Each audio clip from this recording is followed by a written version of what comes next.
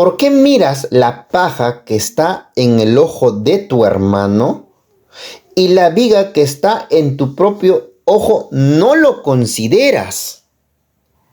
O, ¿cómo puedes decir a tu hermano, hermano, deja, echaré fuera la paja que está en tu ojo, no mirando tú la viga que está en tu ojo? Hipócrita, echa primero fuera de tu ojo la viga y entonces verás bien para sacar la paja que está en el ojo de tu hermano. Entonces, ¿quieres ver bien para sacar la paja que está en el ojo de tu hermano? Primero tienes que quitar de tu ojo la viga que está incrustada ahí. Entonces, cuando nosotros o la mayoría lee esto, ¿qué es o cómo lo entiende? Hermano, lo que se entiende es lo siguiente. Si nosotros comparamos una paja con una viga o un tronco, ¿cuál pesa más, la paja o el tronco? Todos dicen el tronco, no la paja. ¿Y cuál es más fácil de romper? ¿La viga, el tronco o la paja? El tronco. Entonces, cuando un hermano simple que ignora la Biblia lee esto, ¿cómo interpreta? Interpreta de la siguiente manera. Dice así: la paja significa mi pecado, sí, mi pecado, y la viga significa tu pecado. Pero ¿cuál es más grave?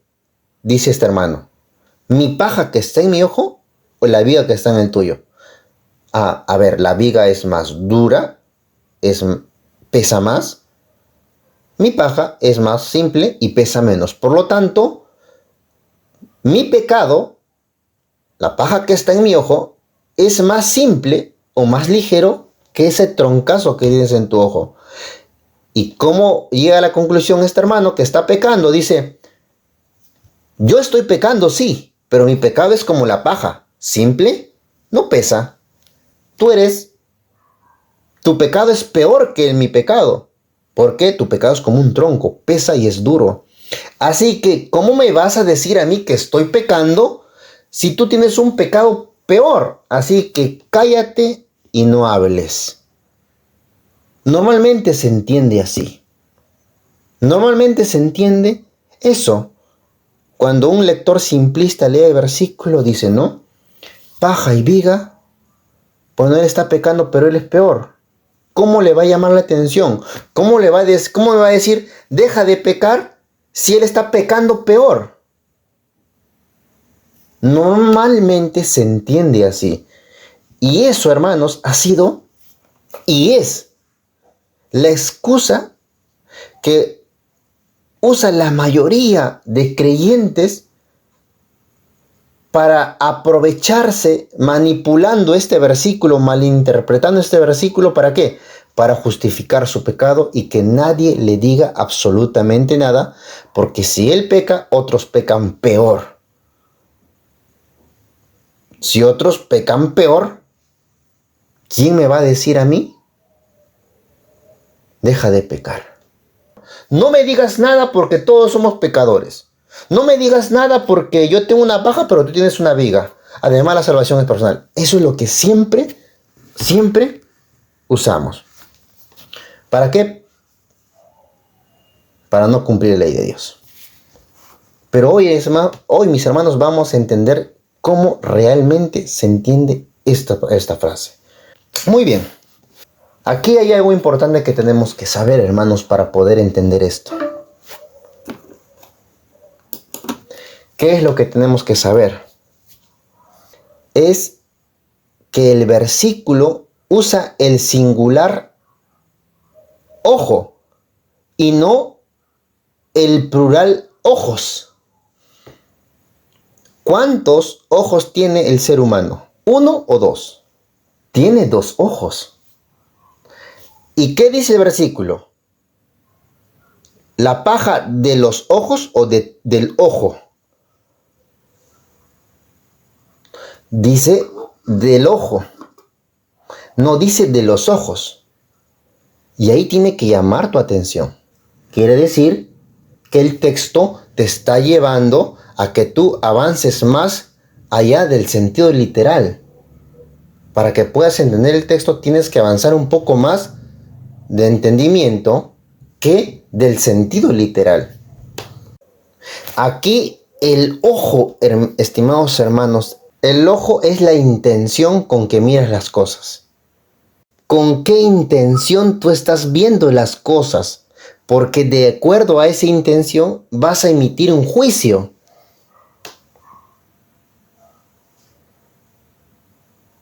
Por eso cuando el texto usa la singularidad de ojo y no ojos, el texto está, Jesús está diciendo la intención con que miras las cosas.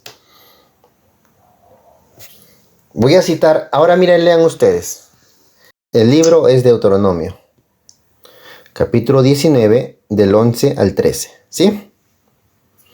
Dice: Mas cuando hubiere alguno que aborreciere a su prójimo, y lo acechare y se levantare sobre él, y lo hiriere a muerte, y muriere, y huyere a alguna de estas ciudades, está hablando de la ciudad de refugio, entonces los ancianos de su ciudad enviarán, y lo sacarán de allí, y lo han de entregar en mano del pariente del muerto, y morirá. Versículo 13. No le perdonará tu ojo, y quitarás de Israel la sangre inocente y te irá bien. Pregunta: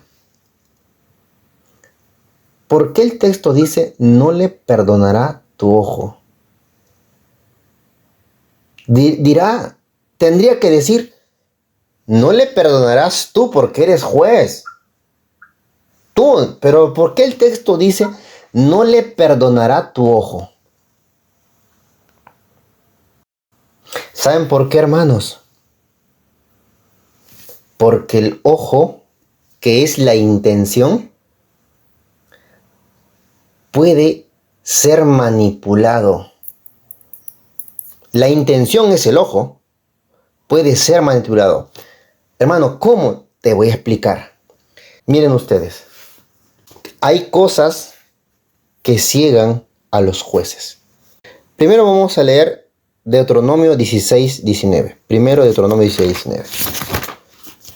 ¿Qué dice?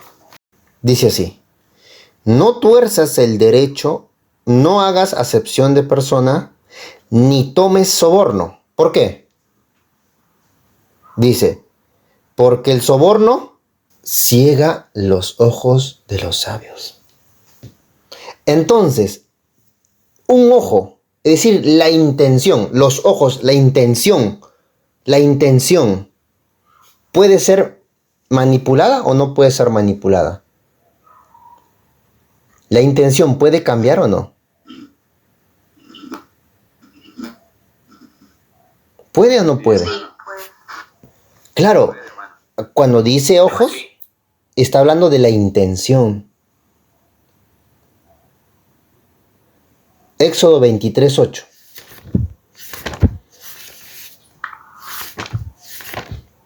Dice así, Éxodo 23, 8.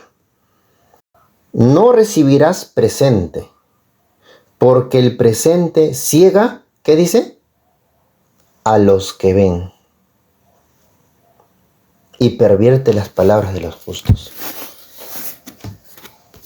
Mis amados hermanos, entonces los ojos son la intención con que tú ves las cosas. En este sentido, el ojo que dice el Mesías, el ojo es la intención con que ves. Muy bien. Ese ojo que tú ves puede ser manipulado por un presente, por un soborno o por cualquier otra cosa, como por ejemplo la envidia, el resentimiento. Pregunta: ¿Cuál es la viga que está en el ojo? Si el ojo simboliza la intención, ¿cuál es esa viga? ¿Sabes cuál es la viga? La viga es el espíritu de condenación que está en tu ojo. Y ese espíritu de condenación que está en tu ojo, que es la viga, lo que busca, hermanos, es siempre condenar a los demás, destruir a los demás, sin analizar la intención del pecado del otro. Por eso, cuando un juez de Israel va a juzgar, hermanos, tiene que juzgar no solo por apariencia, como vimos en Juan 7:24, sino analizar el fondo del asunto. La mayoría de hermanos, mis amados hermanos, cuando emitimos juzgar a nuestro hermano por un pecado, siempre en nosotros está el espíritu de condenación. Es decir, le llamamos la atención, pero para condenar a la persona. Cuando tú sacas esa viga, ese espíritu de condenación, entonces, ¿qué solamente queda? Queda el ojo de manera objetiva, ya no está sobornado por nada. Ahora cuando vas a ver, dices, bueno, esta hermana pecó por esto, pero vamos a analizar el caso. A ver, ¿qué pasó aquí? ¿Qué pasó acá? ¿Qué pasó? Investigamos, papá. Ah, ya, es por esto.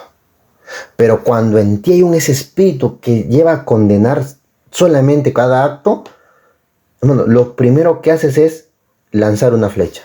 Es lo primero que haces. Ese es el amor, el espíritu que está que te soborna todo. ¿Para qué? Para que tú no veas bien. Un ejemplo, hermano, no te entiendo. Hermano Marco David, usted y yo, vamos a suponer, aquí, delante de todos, yo le hago pasar una vergüenza en su vida. Usted me contó algo a mí. Y yo lo expongo acá públicamente. La vergüenza. Todos los hermanos, hermano Marco David, ¿cómo es posible? Todos ahorita, vamos a suponer. Pasan 2 años y usted se convierte en presidente eclesiástico de la institución. Y yo llego a ti por un problema que haya tenido. Cuando usted me vea, hermano, ¿no va a recordar el acto vergonzoso que le he hecho pasar a usted? Pregunta, ¿me va a juzgar imparcialmente o es que este recuerdo que usted tiene va a inclinar un poco a condenarme? Ese acto de venganza que va a tener. Si usted se parcializa, es decir, va a hacer caso a su ánimo de venganza. Ese ánimo de venganza le va a llevar a usted a cegarlo. Y lo único que va a querer es cobrársela. No va a ver bien. No está viendo bien en ese momento el caso. No está analizando bien. ¿Por qué no está analizando bien? Porque en usted hay un espíritu de venganza que lo único que quiere es condenarme. ¿En razón de qué? De un suceso que yo le hice a usted. Pero ahora usted no puede hacer eso. ¿Por qué? Porque ahorita es juez. Y como es juez, usted tiene que ceñirse a la imparcialidad, por más que yo le he hecho algo. Porque en este caso yo voy por otro problema, no con el problema con usted. ¿Qué pasa, hermanos? En la época del Mesías, y con esto voy terminando, en la época del Mesías, ¿qué sucede? Se manejaban todos por obras de la ley. Yo hago esto porque la ley dice. Y si yo veo a otro que no hace lo que la ley dice, entonces es un pecador. Y si es un pecador, hay que tratarlo como tal. Y no había el propósito de levantar y restaurar. El propósito era sentenciar. ¿Por qué? Por las obras de la ley.